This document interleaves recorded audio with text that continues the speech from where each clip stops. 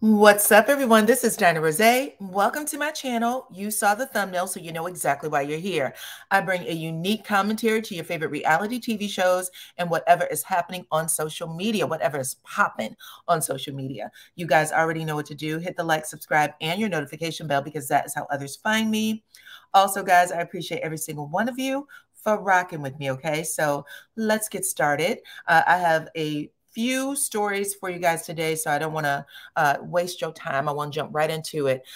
Yesterday, I brought you a story on Ajike Owens and Susan Lorenz. And I told you guys that I was going to follow this story all the way to trial and verdict, and I mean it. I want to make sure that this young woman, 34 years old, gets justice. I want her family to get justice. I want her children to get justice. I want them to know that people were watching and that they care about them. Okay, so we're going to talk a little bit about that because yesterday I reported on it. I may not have said everything correctly. A lot of you came and shared the correct information, and I was able to find some videos that I'm going to play for you in just a minute. That's going to give you the accurate information, okay? Because I said the little boy was 10 years old. He's actually 9 years old. I said that they lived in an apartment, and this is stuff that I actually read from a reputable, okay, that's the word I'm looking for, a reputable news article, okay? I didn't get it from social media. I went to like the Huffington Post and things like that, and they had it wrong there, so my apologies, but if I get it wrong, I'm going to correct it. That's what I wanted to share with you. I also wanted to share that the GoFundMe is actually up. It is floating around on a lot of different channels or a lot of different social media pages. It's on mine currently. You can find it at DyanaRoZay Real Talk if you follow me there. If you don't, join it because it's popping, okay? It's also on my IG stories, so you can check it out there, the link, and you can Google it. It's everywhere. It's available, okay? This family needs to take care of her burial, take care of the legal fees for this case. And we also need to make sure that those babies are taken care of. So give what you can if you can, okay? What else did I want to share with y'all? I think that's it for now. I'm going to play the video, and then you guys can let me know what y'all think about it in the comment section, okay? We're going to start with the neighbor who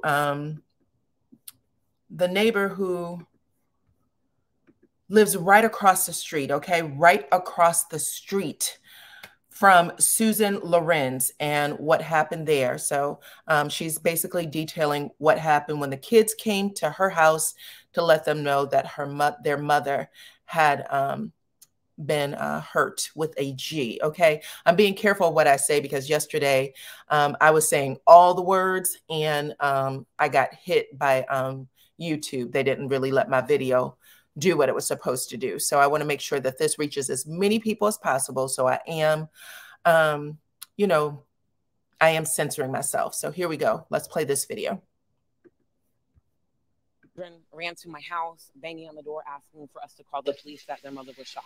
It was around 9 in the evening Friday. Kids playing across from their home on 107th Lane in Marion County, and a neighbor reportedly had an issue with where they were. She has called the cops just for them playing. She calls them names. On Friday, whatever happened between the neighbor and the children, it led the children's mother, Ajike Owens, to the woman's door.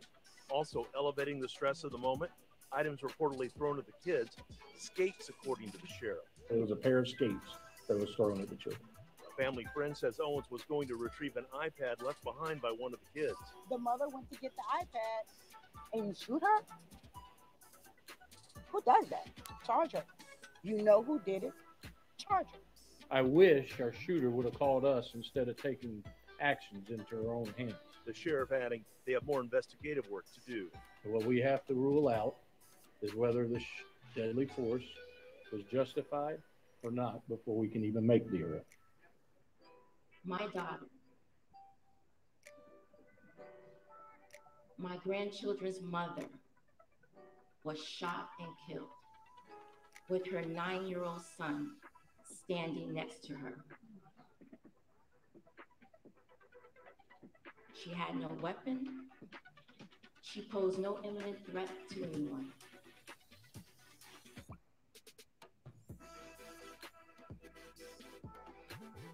When it says, when we say it takes a village, it was a village that raised my baby girl. And I am grateful to each and every one. It is now going to take a village for these children. What I'm asking is for justice. Justice for my daughter, Ajike Owens. I am asking for justice for Isaac Williams. Justice for Israel Owens. Justice for Africa Owens.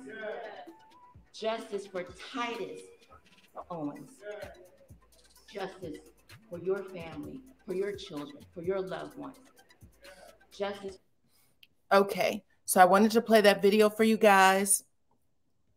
Again, just to clarify that the child was 9, not 10. I also have a second video for you, but I do want to repeat those children's names, okay? Isaac, Israel, Africa, and Titus. 4 babies under the age of 12. So we want to keep pressure on these people to do the right thing, okay? So that was the first video, and here is the second video I'm going to play for you as well. And this is, I want to say this too. Susan Lorenz has been arrested. I believe she was arrested yesterday, okay? But I wanted to show you the proximity of AJ's home and Susan's home and this field that the children were playing in. Again, I said it was an apartment and that was wrong. Again, I got it from a reputable news source, but it didn't work. Didn't work out that way. So I wanted to play just how close all of this happened in this neighborhood, because that's frightening as well. I don't know why she thought she had this support, but she did it. But here you go, guys. Here's the video. So this is where AJ lived. If you come across the street, this is where Susan lived right here. And right where that bear is where it happened, where she fainted and from her gun wound. This is the field that the kids would play at. They would mainly be more so over here and not over there. AJ lived right here, and that white woman lives. There she is, y'all. There she is, right there. Look, y'all. This is the white lady who killed AJ. Look at her fat ass walking. Look at her fat ass walking. Yeah, she came to get her shit. Look, someone busted out her windows last night, went all through her shit. And guess what the landlord did? He was here bright and early this morning fixing up her windows. I am just, oh my God.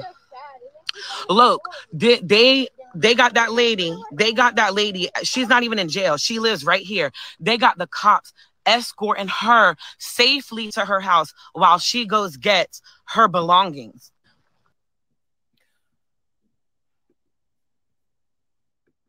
So y'all could hear that, right? Emotions is definitely running high there. I had a bunch of people, again, send me DMs, send me emails, and let me know that racial tension runs high in this particular community. They said it always has. They said that they appreciate everybody who can bring attention to this. So that is why I'm doing it. Again, I told you guys that could have easily been my mama. It could have easily been my mama when I was a kid. Me and my sister, she wouldn't have let any of that kind of stuff fly. So we want to, again, just pay attention to what's going on in the city. But what else do I want to share with y'all? Number one, she was getting a police escort. Susan was, to get her things out of the house and put it in the car. That was a sheriff that you saw escorting her in there. The lady who was across the street, assuming she is a neighbor, was saying that, listen, people had broken out those windows. The landlord came in the next morning and had them replaced. There was also a little memorial where Ajike had fallen. It had candles and teddy bear and some things like that there. Again, directly across the street from these young kids' home. And the memorial was also removed. So I don't know if it was removed because the landlord said so or what, but Everything has been removed.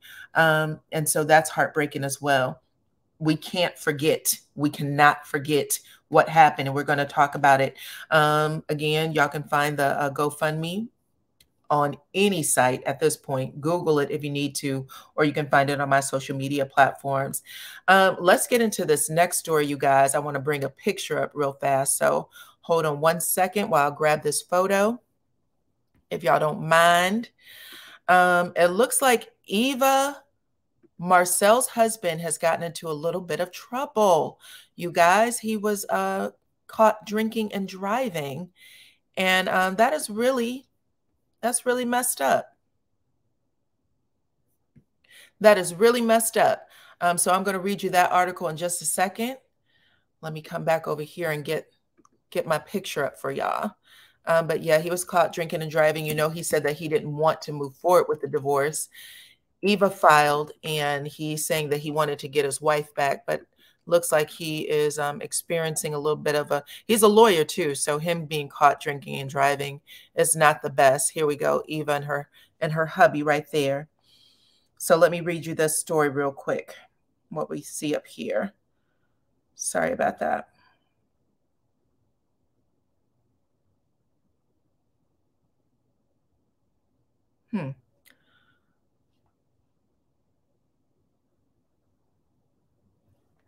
He was arrested for DUI. For whatever reason, my phone decided to go out, and it's not giving me the proper story. Anyway, I apologize. I thought I could bring y'all the actual details. What we know right now is that he has been arrested for drinking and driving for DUI, and that him and Eva are going through a divorce, and people are, you know, making the correlation that maybe he's not in the best place because he does not want the divorce. This was filed by Eva. Again, he said that he was going to do everything he could to bring her back home and get his wife back. Him and Eva share, I believe, 2 children, and then he adopted a child that Eva had with what was that guy's name? Something McCall, Kevin McCall. Yeah. So he adopted her daughter, Marley, that she had with Kevin McCall. And then they have 2 sons together as well. So that's unfortunate. I hope that things get better over there. Let's talk about the next story, which is the Ring doorbell. Now, a lot of people have this Ring doorbell, okay? Some people may have brought it into their homes, their bedrooms, and their bathrooms. But according to an ex-Ring doorbell employee, this employee got fired, by the way. The employee spied on female customers in their bedrooms, in their bathrooms for months. The article I read with this New York Post said that it affected 81 women, but it definitely could have affected more, but up to 81. The employees actually had the equipment, the Ring doorbell equipment, and how to look into people's home. They had that in their house. So they were doing it from their house, and they were watching people's bathroom and bedroom activity. Amazon recently settled for a total of, I believe, $30.8 million. And that was in settlement fees and whatever fines that they had. But according to the New York Post, they said it didn't even put a dent in their actual profit margin for the quarter, which I think they said it was $3.2 billion made. So this was a case, I guess, that was filed in 2017. I don't know what has happened since that would have been like safeguards in place so that it, it didn't continue. But it is something to think about because those cameras are everywhere. They're on your computer. They're on your televisions too, by the way. I bought this big fancy smart TV, and it said, "Do you want us to turn the camera off?" And I thought, well, why was there a camera watching me when I'm supposed to be watching you? What is going on? But if you guys have those smart TVs, turn your cameras off because apparently it picks up data. And it even says, please, you have to, say no so that it doesn't feed information to whoever or wherever it's going in the cloud. So just so you guys know, that is pretty frightening. So that was one story. I also wanted to share another story. Y'all check this out. T.I. and Tiny.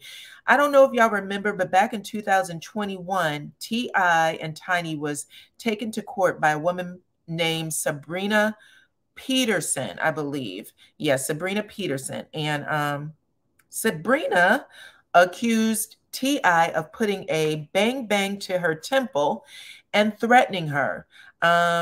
She was supposedly friends with Tiny. Tiny said that didn't happen.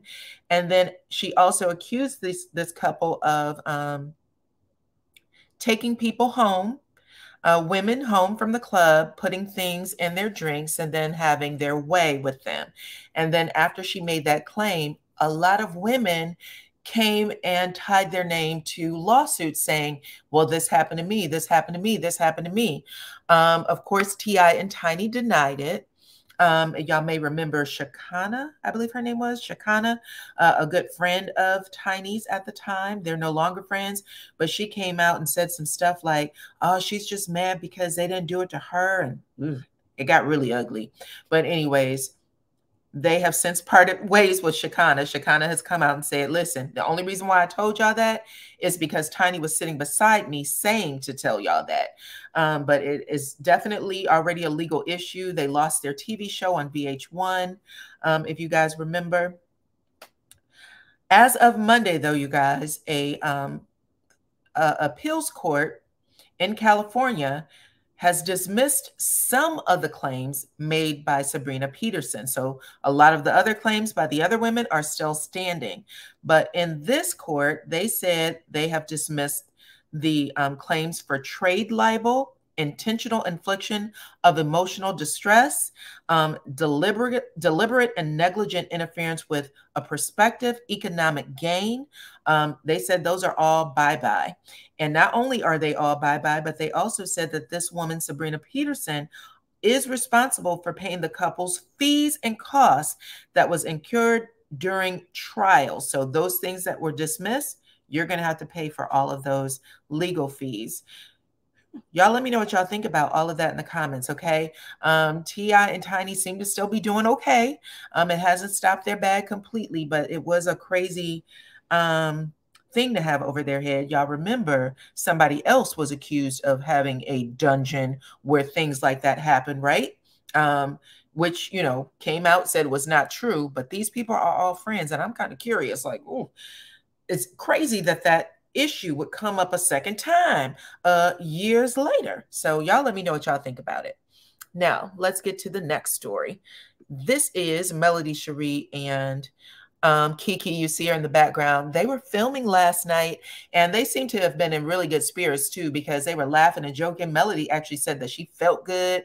She was like, I'm feeling good. And she said that her skin was looking amazing. She was like, there's 2 times I'm going to show up on camera each season with my skin looking amazing. And she's wearing her 7th Avenue shirt. So y'all can take from that what you need to take from that, okay? But Melody said that she was in good spirits and doing well. And you can see Kiki in the back. And yeah, I posted some things over in my Facebook group. Again, y'all need to follow over there because things are popping. People are talking. I just wanted you guys to know. So that is one thing. The other thing I wanted to talk to you about is Louis and Tiffany, you guys. A clip has dropped earlier today of Louis and Tiffany. It's going to play out on Saturday's episode. But Louis is having a conversation with Tiffany where he's like, did Melody ask you for advice about, you know, meeting Sheree? And Tiffany says no. He's like, so you're just giving advice unsolicited. And she was like, well, I want to see these families blend. I think that she needs to meet Sheree and da-da-da-da-da.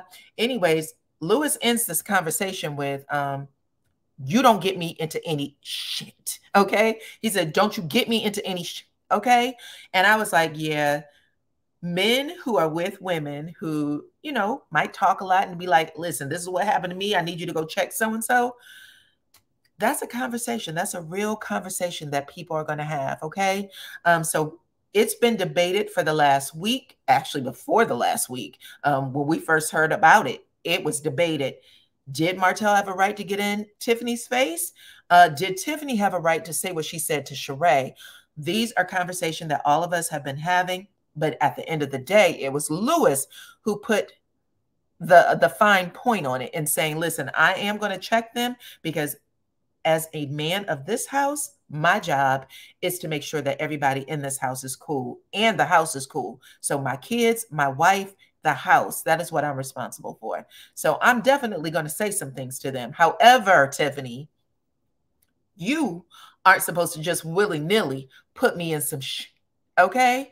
And we need no further proof of this, that this is a real conversation that people have, than what we just recently seen with Travis Rudolph. If y'all don't know, he is a ex-football player, played for a team in Florida, but he just was found not guilty of taking the life of some men who were asked to go to his house and take care of him. And this was all done by a woman that he was dating, who was married, by the way. This woman was married. He said he didn't even know she was married, but she came over to his house. She found that he was talking to another woman.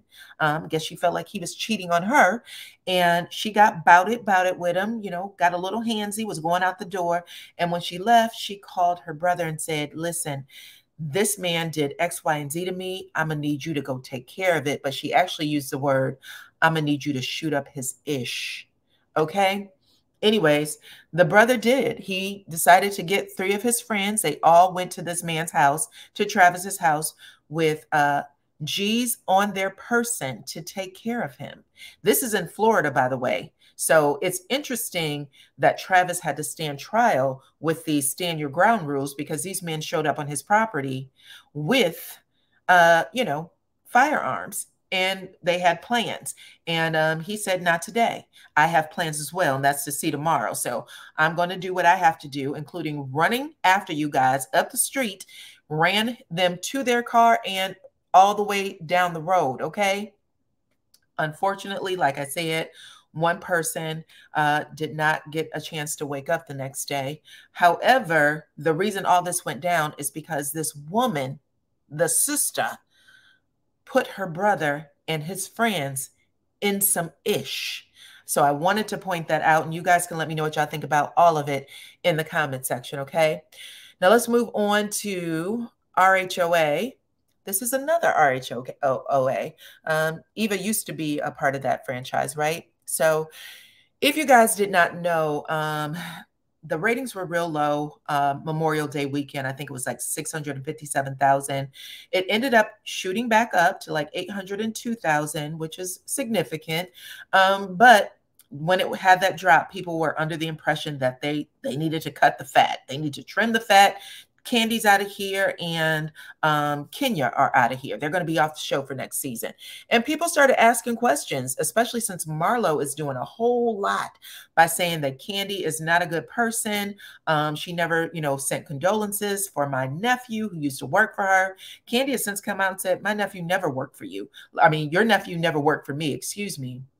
Your nephew never worked for me. This is insane that you would bring this to this TV show as a storyline, especially when I'm actually going through something with my real family. My real family was, you know, not taken out, but, you know, injured by someone who worked for me for real. And you're making this a storyline. So she was hurt by it. But anyways, someone ended up asking Candy, I don't like the producers of the show, referring to RHOA. She said that they're letting Marlo say all these things, all these lies, and they're not proving them wrong. It's very irresponsible at Candy. Do you know, or do you think the producers are using Marlo to try to get you off the show? Because why are they going so hard for her? Candy responded, I don't know about using her to get me off the show, but I do think that it's irresponsible for people to just make up blatant lies on a huge platform. It's not okay. So she ended up saying that. What do y'all think about this? So it sounds like the RHOA producers are now under fire. And I can also tell you that I believe not even a day or two ago, Andy Cohen was under fire for screaming at the women on his cast. Again, if you guys follow me on my IG stories, I've been posting. I posted something saying, listen, Andy has been losing his cool on the ladies for a minute. And I don't mean a little bit. I mean using all of his voice, losing his voice the next day, screaming at his cast when they are on the reunion. He literally said on his podcast, I think it's his podcast, if it isn't his podcast, a radio show, he said, I don't regret it. I don't have any, you know, regrets. I yelled at Teresa Giudice, and that's not her name anymore, but I yelled at her and I do it again. She wasn't listening, is how he put it. So how do y'all feel about the men yelling at the cast members And I mean, he used all of his outside voice to scream on this woman. So if y'all don't watch the show, follow me on IG. I'm going to find a clip and put it over there, okay? The next story I wanted to share with you guys was Marie and Latrice. And these ladies are from Bell Collective. I told y'all the other day that Marie said, we all know who Cliff is to Latrice. We've all seen it. We've all seen it on the cast.